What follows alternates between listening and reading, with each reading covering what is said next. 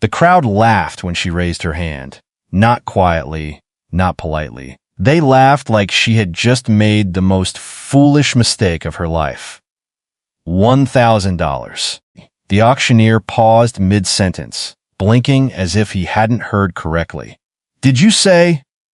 1,000, she repeated, her voice steady, her eyes fixed forward. The laughter grew louder. Lady, someone called out, he ain't worth 10. Another voice joined in. He won't last a week. She didn't react, didn't look at them, didn't even blink, because she wasn't there for them. She was there for him. The old man stood chained beside the platform, his head lowered, his body thin and worn from years that had not been kind to him. His clothes hung loosely, his hands trembling slightly from either cold or exhaustion, or both. No one else had bid, not once, until her.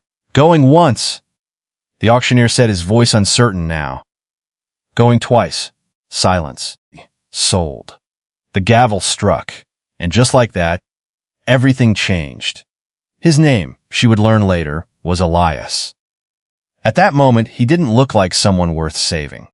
He looked like someone the world had already forgotten. Why? He asked quietly as she approached, his voice rough like it hadn't been used in days. She didn't answer right away. Instead, she handed the money to the man holding his chain. I'll take him, she said, simply. The man shrugged, unlocking the iron with little care. Your loss, he muttered. Elias didn't move at first, not until she stepped closer. You're free to walk, she said. He stared at her. Free? He repeated. Yes. A pause. People don't spend that kind of money for nothing, he said. She met his gaze. No, she replied. They don't. The ride back to her cabin was silent. He sat stiffly in the wagon, watching the road, watching her, watching everything like he expected it to disappear at any moment. You don't have to stay, she said after a while. He let out a quiet breath. Where would I go? She didn't have an answer for that, because neither did he. Her cabin stood alone at the edge of a wide stretch of land, simple but sturdy, built more for survival than comfort. Elias hesitated as they approached. You live here? He asked. Yes. Alone? She nodded. That's not safe. A faint smile touched her lips. It hasn't been for a long time. Inside, the warmth of the fire greeted them. Elias stood near the doorway, unsure. Sit, she said. He did slowly, carefully, like he wasn't used to being told he could. You should eat, she added, placing a small plate in front of him. He stared at it for a long moment, then looked up at her. Why are you doing this? He asked. She finally answered, Because I owe you. The words hung in the air between them. Elias frowned. You've never met me before. Yes, I have. It took time. Time for the truth to surface. Time for the past to catch up.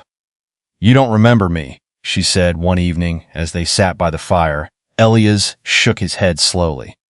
I would remember. No, she replied softly. You wouldn't. She stood then, walking to a small wooden box tucked into the corner of the room. From it, she pulled out something old, worn, a small piece of cloth. She handed it to him. He took it carefully and froze. I remember this, he said quietly. Her voice trembled slightly. You gave it to a little girl, she said. His eyes lifted to hers. She was cold, he said, and scared. Tears filled her eyes. That was me. The silence that followed was heavy, not uncomfortable, but full. You, he began, his voice breaking slightly. You saved me. She shook her head. No, she said, you just gave me something to hold on to. Years ago, when she had nothing, when she was alone and frightened, it had been a stranger, a tired, kind man who had shown her a small moment of humanity. He hadn't known what it meant, but she had. She never forgot. I heard what happened, she said quietly. How they took you. Elias looked away. That was a long time ago. Not to me. Outside, the world remained harsh, unforgiving, and dangerous. The trouble came a week later. It always did. Men who believed they could take what they wanted. Men who saw weakness where there was none. You bought him, one of them said, stepping forward with a smirk. That makes him valuable. Her grip tightened slightly. He's not for sale. The man laughed. Everything is. Elias stepped forward then. No, he said calmly. Not everything. What followed was quick, sharp, decisive. Because Elias wasn't as weak as they thought, and she wasn't as alone as she used to be. When it was over, the silence returned. But it felt different now, stronger, safer. You didn't have to do that, she said softly. Yes, he replied. I did. Avon ending, they thought she was foolish, spending a fortune on a man no one wanted. They thought she was weak, living alone at the edge of nowhere. But they didn't know the truth. She hadn't bought a prisoner. She had found the man who once gave her hope and gave it back.